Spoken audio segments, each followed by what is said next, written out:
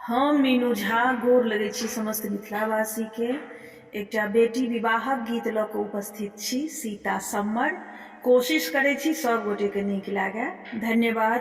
जय मिथिला, जय मैथिली। राजा जनक जे प्राण एक ठानल, सीता के विवाह है त आई है। सीता के विवाह है त आई है। देश विदेश राजा पतिया पठाओल, धनुषा धायल ओठंगाई है। देश विदेश के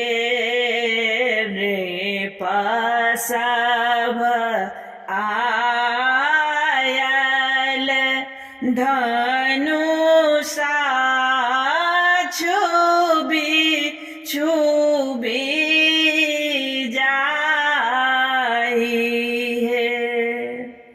उठाएन धनुषा लगाए बड़ भारे, आब सीता रहती कुमारी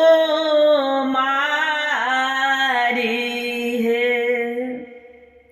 क्षत्रियो वीर भेटल नहीं जग में, होयत कोन सीता का विवाह है। एतवा वचन जब सुनलनि लक्ष्मण, बजला बचन रे से आई है। लक्ष्मण बेमुख देखे बजला श्री रामचंद्र, जूनी बाजू वचन रे से आई है। दाहिने धनुष उठाओल रघुनंदन, बामहि कैल सहस्त्र खंड है।